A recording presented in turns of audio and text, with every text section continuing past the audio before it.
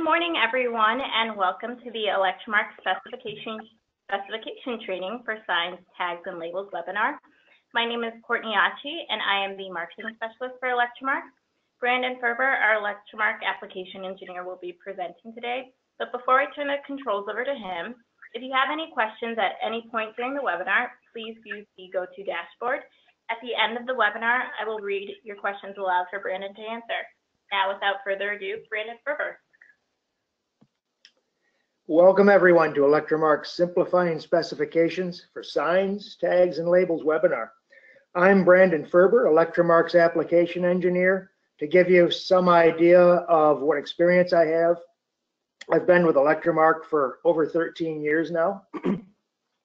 I have extensive knowledge of our materials, products, and manufacturing process capabilities, and my role is a hybrid role that's intended to work with our manufacturing group and internal and external sales and marketing groups to advise towards and find the best solution for our customer safety, marking, and asset ID requirements. As well, I've written pretty much all of Electromark's material and product data sheets for about the last 12 years. And at request, I've reviewed and advised many of our utility customers towards writing their own specifications for the signs, tags, and labels that they use in their operations. Under our agenda today, we'll cover an overview of its purpose under our objectives. Then we'll cover the main sections that I consider to be essential components of a specification, and we'll do that by comparing and contrasting examples of what I consider to be weak and strong specs. And then finally, we'll finish with some time where you can pose some questions or even contribute useful comment from your own experience. So I know we may have engineers joining us today, and I understand that you have plenty of experience writing specs. That said, I don't intend here to be so presumptuous as to try and tell utility engineers how to write specs for your operational equipment and hardware that's used in your systems. I only propose my recommendations towards more generically spec components such as signs, labels, and tags, and where my expertise and experience lays. So the objectives today are to provide guidelines to help you write sign, tag, and label specifications that assure quality materials and processes that meet your application requirements, that disqualify inferior materials and processes, assure that you don't limit possible alternatives that might provide better performance, price, availability, and sourcing options, make the task of writing a solid specification easier and simpler, and make your specifications easier to understand and more likely to be interpreted correctly by potential suppliers. Now I'm going to go into the comparison I spoke of using two example specifications that I wrote, one that's weak and one that's strong. We're going to dissect these section by section, and I'd like to point out that the paragraphs that are going to be used in the different sections of both the weak and strong specs were pulled and paraphrased from real source specifications and reassembled to create each of my own examples. In the interest of having a little fun, I chose names for our utilities that I hope you'll agree are suitable in representing the weak spec, which I've called the Blackout Power Company on the left, with the strong spec that I've called the Reliable Electron Power Company on the right. I wrote these example specs using a category of label material that we all probably use in our operations, reflectives or retro-reflective materials. These materials are typically used for asset ID number letter markers or hazard warning safety labels on pad mount equipment cabinets and transformer cans. Some utilities might write these reflective materials into a single, more comprehensive specification that covers all the various label materials that they use in their different applications. And that's fine. That's not my point here.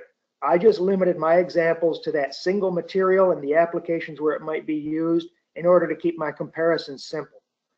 So as we go forward, while the comparisons I draw are accurately relevant to the reflective material that I've used in our example specifications, they're still to be appreciated from a high-level perspective that you need to know can also be applied to other types of labeling and signage. The first section a good spec includes is the scope. This section might also appropriately be titled Service Conditions as an effective scope tells the reader something significant about how and where the material is going to be used. This helps define the performance required of the application so that appropriate materials and manufacturing processes are specified and supplied. So what makes Blackout's specification on the left weak is that it lacks this section entirely, and that leaves the supplier without important information about how the material will be utilized, and then therefore in a weaker position to provide a product that will adequately meet the requirements of the application. I've also seen specifications that although they include a scope section, it's used to explain the purpose for writing the spec itself, as opposed to supporting the application requirements where the material is going to be utilized. So for example, an ineffective scope might state something such as to provide a consistent label material that's utilized across the organization. So that doesn't really tell us how the material is going to be used. Notice that our strong spec speaks to the applications of the material that the material will be used in. For instance, and I've just highlighted, painted metal pad mount equipment cabinets, pole mount transformer tanks, and similar equipment and surfaces. And it also speaks to the condition that the material will be exposed to. So for instance, as I've just highlighted, continuous sunlight and typical outdoor weather extremes. So therefore, when the supplier reads these, they have some idea how it's going to be used and they can match materials and processes to that application. So the key takeaways, a weak specification fails to provide information important to understanding application requirements, and it fails to support material and process selection. A strong specification, on the other hand, supports performance requirements of the application, and it supports material and process selection. Next would be a section that provides general specifications or standards referencing prevailing sources that provide information that define the type of material, its use, its design, and construction. A weak spec often includes references that are obscure or irrelevant to the intended application of use, or may even be superseded. So if we look at the example in the weak spec on the left, we'll see some of these examples. For instance, as I've just highlighted, Federal Service Supply LS300, which if you look on the right, was actually superseded a long time ago by ASTM D4956. Another obscure spec would be MIL M 43719, which is a military specification for marking materials. And then there's ANSI EIA RS327, solvent resistance of materials, which is really not all that relevant to how our material is being used in these applications. A strong spec gives references that are exactly the opposite of these. References that are recognized and accepted as the industry standard, and they're directly relevant to the performance requirements of the intended application. So the example here on the right would be ANSI Z535. So let me take a moment to talk about these two general specifications that I've listed in our strong spec on the right, especially since you'll see these a few times throughout the presentation.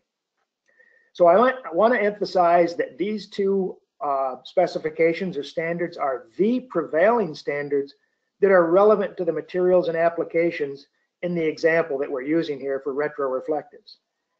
The first is ASTM D4956, which is titled Standard Specification for Retroreflective Materials for Traffic Control. So this is the standard that's used by the Federal Highway Administration for all reflective materials, and for all reflective materials specified by the Federal Highway Administration, and it includes all aspects of performance that are related to the reflective materials that include color, optical performance, adhesion, weathering durability, and more. The second is ANSI Z535, which you've probably all heard about or know something about, and that's titled Standards for Presenting Safety and Accident Information. And that provides all of the design element standards for safety and accident warning and prevention signs, tags, and labels. This is the standard that's deferred to by OSHA, the NESC, as well as pretty much all other regulatory codes used in all industries. It's been my experience and observation that where engineers obtain information from some suppliers, obscure and irrelevant specifications and standards may be purposely provided to create a sort of a smokescreen to make it difficult for other potential suppliers to figure out what's being specified. And here again are the key takeaways. Cited sources in a weak specification are obscure, they're irrelevant to the application, and they may even be superseded.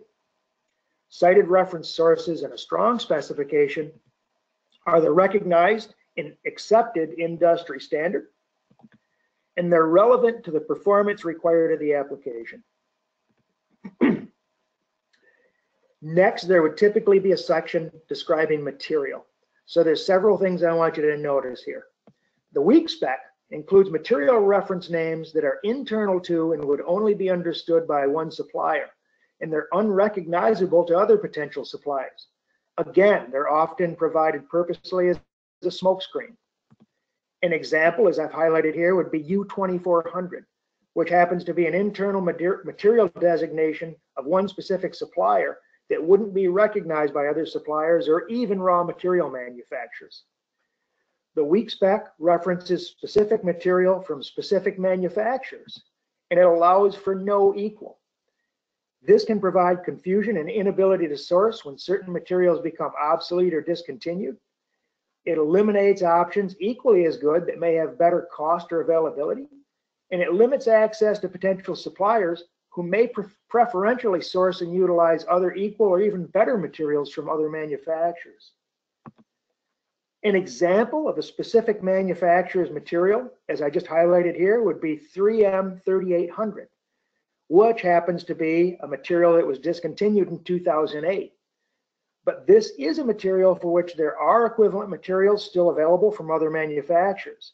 And what's funny is I still see utility specifications that call out 3M3800 to this day. It's never been changed. The weak spec includes superfluous mechanical or chemical properties, such as IZOD impact strength, as I just highlighted. So the point I'm making with this is we need to ask ourselves, how is impact strength really relevant to a label adhered to a metal cabinet? These properties are often irrelevant to the performance required of the application, and they're often properties that are relevant to material of type, but that serve no useful purpose to our specification, at least in the applications where we're using the materials. The weak spec includes properties that are details already incorporated within relevant and recognized general reference resources. The example here I just highlighted would be optical properties, which are one of the performance specifications that are part of the prevailing ASTM D4956, which our strong spec defers to. And that's one of the specs in a couple slides back that I explained was the specification for all retroreflective materials. The strong spec defers to the prevailing general reference resources without the need to restate those details from them. If the prevailing standard or specification is not freely available, well, then it's reasonable to expect that if you're using a reputable supplier, that supplier should purchase and keep up with those specifications or standards if it's important to the relevant industry and their ability to be able to sell to you. Finally, the strong spec aims to specify performance requirements that are important to the application, such as service and application temperature. Key takeaways regarding the materials section of a specification. A weak spec references internal material designations of one specific supplier. It references specific material designations of one raw material manufacturer, even though equivalents may be available from other manufacturers. It provides superfluous properties that are irrelevant to our application, and it fails to defer to prevailing source standards and specifications where they're applicable. A strong specification references materials of type and equivalency. It provides provides properties that direct materials which provide the necessary performance to our application. It defers to prevailing source standards and specifications where they're available or applicable. and it specifies materials by performance instead of by manufacturer, especially where equivalents might be available. Separate from material, a section detailing process and construction details should be included next. Similar to specifications for material, details under our weak specification here are superfluous. The weak spec includes equipment and processing specifications that were provided by a single supplier, and they're specific to the parameters that are used by that supplier in their specific process. In this example, we see silkscreen type 6, which is an obscure reference that is no longer used to designate inks by. And it specifies 155 mesh with 30 micron emulsion. And these are actually thread count and coating specifications that are relevant to the stencil that's used in the printing process. So that's kind of more information than you need. And I would suggest that it's analogous to hiring a painting contractor to paint your house and then specifying what brand and kind of brushes and ladders they have to use. These details might be influenced purposely by one supplier who provides them, again, intending to create a smokescreen for other suppliers whose processes might vary, but also whose processes produce a finished product that's equally as good or may even be better. Instead, our strong spec defers to using the materials, equipment, and processing parameters that are in conformance with corresponding specifications of the raw material manufacturers. So as I've just highlighted, for instance, processing and inks shall conform to sheeting manufacturers' specifications. In this way, the inks and processes are always supported by the raw material manufacturer, and they're optimized for that specific material. Finally, other specified construction details should directly support the required durability, the necessary design features, and the application use of the material in a justifiable way. Key takeaways for the construction section: a weak spec provides superfluous details. It fails to defer to raw material manufacturer processing specifications. And it fails to provide construction specifications that directly support the application requirements. A strong specification defers to prevailing raw material manufacturer processing specifications. It provides construction details that directly support design and application in real and tangible ways. Some utility specifications I've reviewed omit a design section, and they provide design specifications by way of secondary drawing specifications. We find it easier to interpret what is required when at minimum certain design details are contained within the written material specification. And better yet, when detailed drawings are also part of the same document, unless of course those drawings are too complicated or extensive to be able to include in that. A weak specification provides design details that are not well detailed out, or they're vague. So for instance, note in the example, I highlighted utility specific. So we have to ask ourselves, what is utility specific? Or they contain potentially conflicting or insufficient color specifications, such as Pantone and or Munsell color numbers. So I still don't know what colors they're using. A strong specification defers to prevailing design standards and regulations where they're applicable. It requires detailed drawings from the supplier, and it provides other necessary graphical design and dimension detail either within the same document or as separately referenced drawings that are readily made available with the written specification. Our key takeaways for the design section: a weak spec fails to provide adequate graphical and dimensional detail in order to make the part.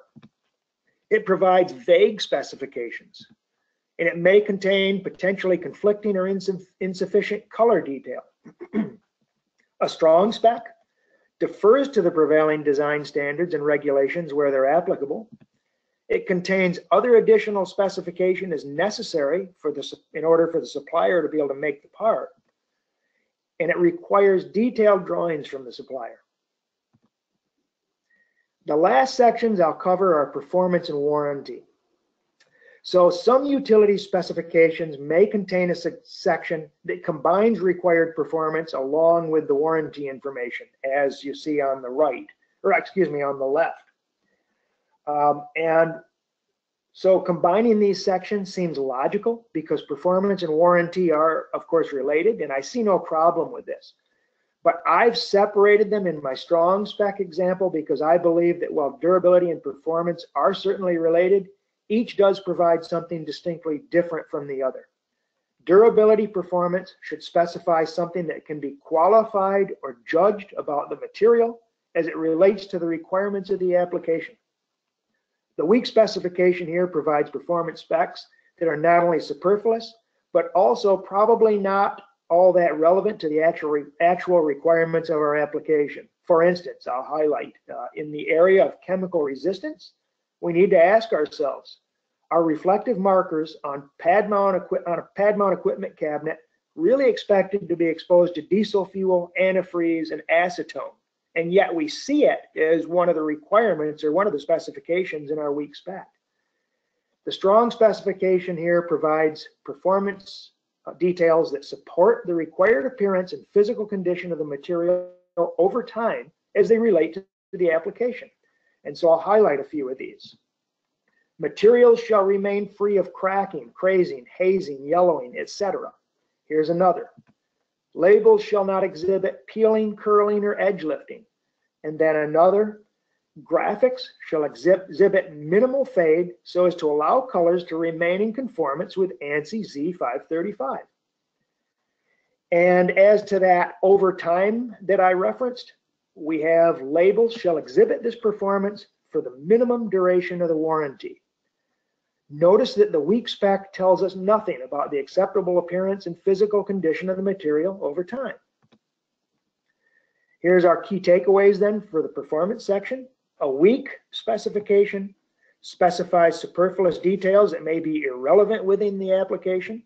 It fails to specify performance that addresses required appearance, and it fails to specify performance that addresses required physical condition.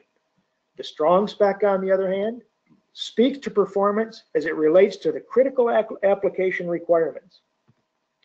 It addresses the required appearance of the material over time, and it addresses the physical condition of the material over time. Warranty, on the other hand, you can see that I just highlighted, should state the minimum term towards which the specified durability performance shall endure. In addition, the warranty should specify the acceptable quality of the material and workmanship as delivered new, which we can see here in our strong spec stating conditions of workmanship and quality, as well as stating acceptable remedial actions in the event that the material does not meet the defined performance conditions throughout the minimum specified period. In this example, stating subject to replacement or credit, or whatever that may be for that specific utility. Any reasonable warranty should reflect the typical durability of the materials that are being specified if it's expected to be met by suppliers in honorable confidence. Otherwise, a warranty that's promised well beyond the typical performance of the material being specified may be being offered by a supplier just in order to win business, and on the gamble that they'll never be called upon to honor it. Warranties that are expected to be honored should reasonably reflect the performance of the material that's being specified. So how do we know what that reasonable performance is? Well, typical durability of materials can be inferred from field history experience, industry knowledge, and even raw material manufacturers' warranties for that specific material. So for instance, retroreflective materials are pretty much warranted by all reflective manufacturers for 10 years. That being said, notice here that the weak spec specifies a warranty period of 25 to 30 years, while the reflective materials being specified, as I stated, are only warranted by raw sheeting manufacturers for 10 years, and then they typically perform for no more than about 15 years.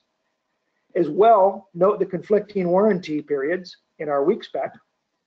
In one paragraph stating 30-year legibility warranty for harsh environments, and then in the very next paragraph stating warranty for exterior durability of 25 years.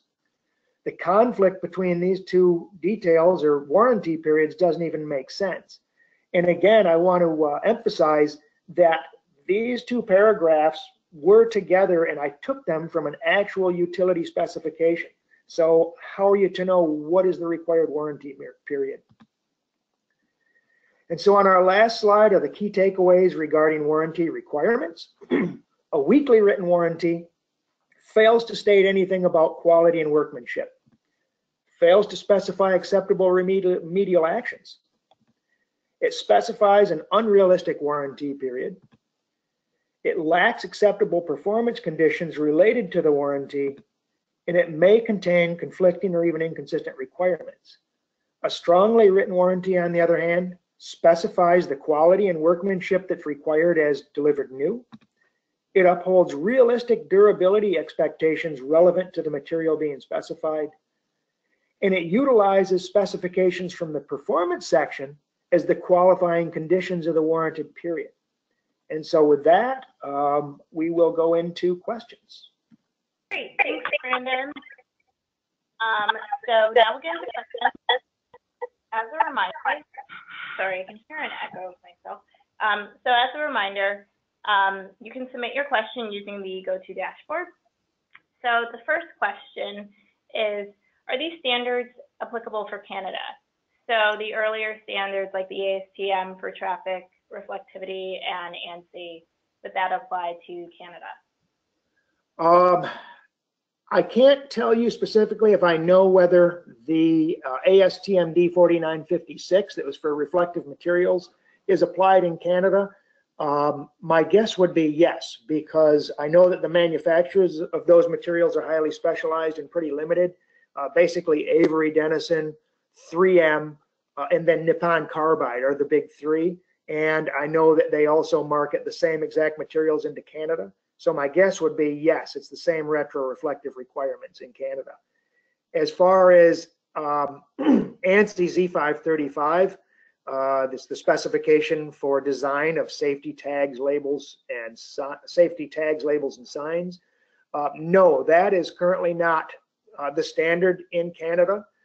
Canada has its own, I believe they call them I forget the acronym actually, I'm sorry, but they do have their own standards that in some ways mirror ANSI Z535, but I have seen in the past 5 years that a lot of Canadian utilities are starting to go to ANSI because they believe that Canada is eventually going to go either towards ANSI Z535 or the ISO standard for design of safety, safety materials, safety warnings, etc. All right, perfect. And then for the second question, can we use some of the text in the strong specification and apply it to our own specs? So yes, we actually invite you to use the text in the example of what we consider to be the strong spec here. The one we use today was, of course, for engineer grade and high intense prismatic reflective materials. But we may in the future actually work on additional template examples that represent other common material types that are used for signs, tags, and labels, and make those available to our customers through our website or some other way. All right, and how can I simplify my spec and still ensure that I am getting exactly what I want? Specifications are meant to be specific. So that's a great comment. It's inherent in the name specification, almost, that it means that you're trying to be very specific towards what you want.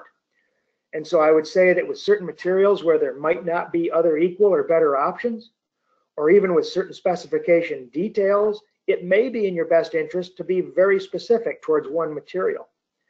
But generally, sign, tag, and label materials are somewhat more generic, and so there are usually equivalents between different manufacturers.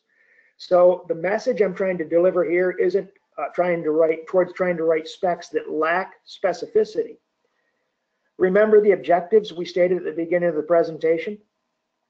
So the point I was trying to make is that we're trying to write specs that are directly relevant to the performance requirements of our application, that defer to prevailing standards and regulations where they might be applicable, and then that open up options to be able to source from more potential suppliers, open up options for more materials that may be equivalent at a lower cost or better availability, or may even be better materials. So that's the whole idea behind it. Not trying to be less specific, but rather open up your options towards other materials that are equivalent or may even be better. Okay, great. And I don't see any more questions at this time, but if you do think of one, feel free to email Brandon directly. His URL is provided, or his email is provided on this slide. And thank you all for attending, and have a great rest of your week. Thanks, everyone.